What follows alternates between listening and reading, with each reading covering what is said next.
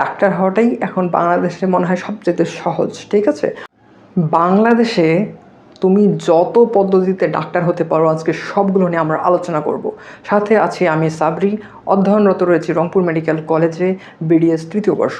দেখো, আমরা এখানে আগে থেকেই সবগুলো লিখে রেখেছি যাতে তোমাদের টাইম সেভ হয়। তো এইখানে আমি এইগুলোর একটু ব্যাখ্যা দিব তোমাদেরকে। দেখো, প্রথমেই তুমি হচ্ছে কি করো, মেডিকেল অ্যাডমিশন টেস্টে অ্যাপিয়ার করো।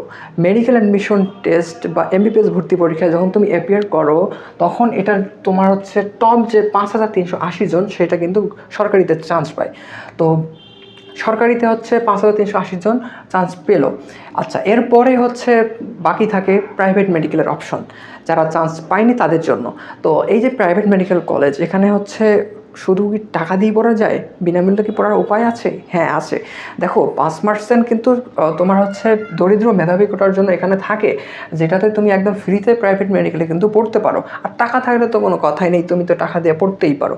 তাহলে দেখো, এই যে গভর্নমেন্টে তোমার সিট হলো 5380টা, প্রাইভেটে হচ্ছে 6040টা, অর্থাৎ গভর্নমেন্টের চাইতে কিন্তু প্রাইভেট মেডিকেলেই সিট কিন্তু অনেক বেশি। আচ্ছা, তো এই যে এতগুলো সিট, এটা কিন্তু শুধুমাত্র দেখো তোমার মেডিকেল ভর্তি পরীক্ষা একবার দিলেই তোমার হচ্ছে এতগুলো সিটের মধ্যে একটা সিট হলেই কিন্তু হয়ে যাচ্ছে। ধরলাম তোমার হচ্ছে এখানে মেধা কম ছিল বা বাইচান্স একটা অ্যাক্সিডেন্ট করে ফেলছো, চান্স হয়নি সরকারিতে, এখন তোমার দ্বিতীয় সুযোগে চলে যাও প্রাইভেট মেডিকেলে। তোমার যদি টাকা থাকে তুমি হচ্ছে চলে যাও প্রাইভেট মেডিকেলে, টাকা দিয়ে ভর্তি হলা। তারপরে যদি তোমার টাকা না থাকে কিন্তু তুমি অল্পের জন্য সরকারিতে চান্স মিস করছো, তাহলে কিন্তু তুমি ফ্রিতেই পড়তে পারতেছো প্রাইভেট মেডিকেলে, তাই না? তাহলে আমি ধরলাম এটার কোনোটাইতেই তোমার হলো না। এবার দ্বিতীয় আরেকটা ভর্তি পরীক্ষা হবে, যেটাকে বলা হচ্ছে এএফএমসি প্লাস এএমসি, অর্থাৎ arm forces medical college plus army medical college. এটা কিন্তু বাংলাদেশ সেনাবাহিনী কর্তৃক পরিচালিত মেডিকেল কলেজ। বাংলাদেশে প্রায় 6টি রয়েছে, এর মধ্যে একটি হচ্ছে এএফএমসি, যেটা কিন্তু ঢাকা ক্যান্টনমেন্টে রয়েছে। বাকিগুলো দেশের বিভিন্ন জায়গায় মানে 5টা ক্যান্টনমেন্টে রয়েছে।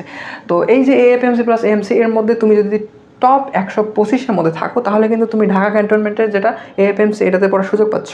এবং এটা কিন্তু সরকারি মেডিকেলের মতোই বলা যায়, প্রায় বিনামূল্যেই তুমি কিন্তু এখানে পড়ার সুযোগ পাচ্ছ।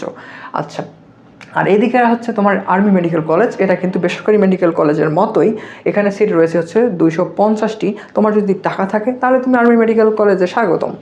আচ্ছা, তো টোটাল কিন্তু এই যে এএফএমসি প্লাস এএমসিতে সিট সংখ্যা হচ্ছে 375টি। এবারে হচ্ছে তোমার এটাও একটাও হলো না, যেহেতু সিট সংখ্যা কম এখানেও মনে করা হলো না।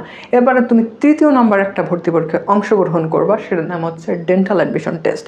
ডেন্টাল অ্যাডমিশন টেস্টে যদি তুমি শুরুর 500 জনের মধ্যে থাকো তাহলে একদম সরকারিতে চান্স পেয়ে গেলা। বিনামূল্যে তুমি হচ্ছে দেশের সরকারি যে ডেন্টাল কলেজ এবং হচ্ছে মেডিকেল কলেজের ডেন্টাল ইউনিট রয়েছে সেখানে পড়ার সুযোগ পাচ্ছ।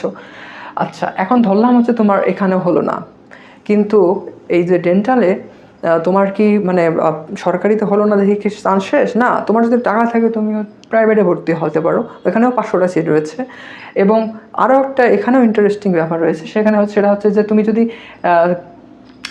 5% যে কোটা রয়েছে এখানে, এটা যদি অ্যাপ্লাই করো এবং তোমার যদি অল্পের জন্য সরকারিতে চান্স মিস হয়, এইরকম যদি তুমি হয়ে থাকো, তাহলে তুমি একদম ফ্রিতেই কিন্তু এই প্রাইভেট মেডিকেলে পড়ার সুযোগ পাচ্ছ। আর টাকা থাকলে তো বললামই, প্রাইভেট মেডিকেলে এমনিতেই, প্রাইভেট ডেন্টাল কলেজে তুমি এমনিতেই পড়ার সুযোগ পাচ্ছ। তাহলে দেখো তোমার চান্স কতগুলো, সুযোগ কতগুলো। দেখো, তুমি একবার হচ্ছে মেডিকেল অ্যাডমিশন টেস্টে অ্যাপিয়ার করলা, সেখান থেকে তোমার দেখো সুযোগ কয়টা বেরোলো। তুমি হয় সরকারিতে চান্স পাবা, অথবা তুমি হচ্ছে সরকারিভাবেই বেসরকারি মেডিকেলে পড়ার সুযোগ পাবা, অথবা তুমি টাকা থাকলে সরাসরি বেসরকারি মেডিকেলে পড়ার সুযোগ পাচ্ছ। তারপরে দেখো, একটা হচ্ছে তুমি যদি এই তৃতীয় ভর্তি পরীক্ষা যেটা সেটাতে অ্যাপিয়ার করো, সেখানে তুমি যদি শুরুর দিকে থাকো তাহলে তুমি কিন্তু সরকারিভাবে পড়ার সুযোগ পাচ্ছ। তুমি যদি একটু পিছনের দিকে থাকো তাহলে তুমি কিন্তু টাকা দিয়ে কিন্তু পড়তে পারতেছো। এরপরে দেখা যাচ্ছে তৃতীয় আরেকটা ভর্তি পরীক্ষায় তুমি অংশগ্রহণ করতে পারো, সেখানে যদি তুমি শুরুর 500 জনের মধ্যে থাকো সেখানে আবার সরকারিভাবে পড়তে পারো। আবার যদি তুমি হচ্ছে একটুর জন্য মিস হয়েছে, সেখানেও কিন্তু তুমি প্রাইভেট মেডিকেলে ফ্রিতে পড়তে পারো। আবার হচ্ছে টাকা থাকলে তো এমনিতেই প্রাইভেটে ফ্রি পড়তে পারো। তাহলে প্রায় টোটাল দেখো 1 2 3 4 5 6 7 8টা প্রায় 8টা তোমাকে অ্যাটেম্পট বা তোমাকে সুযোগ কিন্তু দেয়া হয় 1 বছরে শুধুমাত্র একটা ডাক্তার হওয়ার জন্য। এখন তুমি মনে করো ফার্স্ট টাইমে তুমি 8বার চান্স পাচ্ছ তোমার ডাক্তার হওয়ার জন্য, আর সেকেন্ড টাইম আবার এইরকম আবার চান্স পাচ্ছ, তাই না? তাহলে দেখো তোমার এই যে এখানে 8টা আমি আলোচনা করলাম, সেম তো সেকেন্ড টাইমের ক্ষেত্রেও প্রযোজ্য। তাহলে এই যে তোমার এতগুলো সুযোগ অন্য ভর্তি পরীক্ষায় আছে কি না আমি জানি না। বাংলাদেশে হয় যদি তোমার মেধা থাকে তাহলে তুমি ডাক্তার হতে পারো, যদি তোমার টাকা থাকে তাহলেও তুমি ডাক্তার হতে পারো।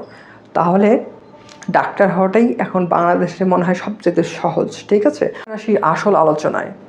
তুমি যদি 2 বছর ইন্টারমিডিয়েটের ভালোভাবে লেখাপড়া করে থাকো এবং তোমার যদি মনে প্রাণে ডাক্তার হওয়ার ইচ্ছা থাকে, তাহলে তোমার হতাশ হওয়ার কিন্তু কিছুই নেই।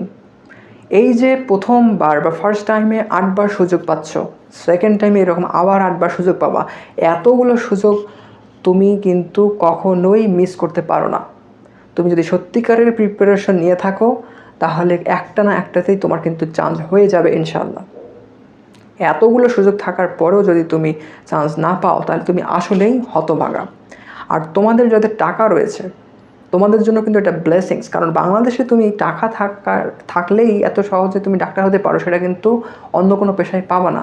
টাকা থাকলেই তুমি ম্যাজিস্ট্রেট হতে পারবে না, টাকা থাকলে তুমি ডিসিএসপি হতে পারবে না, কিন্তু টাকা থাকলে তুমি কিন্তু ডাক্তার হিসেবে নিজেকে গড়ে তুলতে পারবা। তো তোমাদের সবার জন্য শুভকামনা রইল, এবং তোমাদের জন্য যদি কোনো স্পেসিফিক টপিকে কোনো প্রশ্ন থাকে, যদি কোনো কিছু জানার থাকে, সেটা আমাকে কমেন্টে বলতে পারো। আমি এইটার উপরে পরবর্তীতে তোমাদের ভিডিও দিয়ে সাহায্য করার চেষ্টা করবো ইনশাল্লাহ। আজকের মতো এখানেই। আসসালামু আলাইকুম।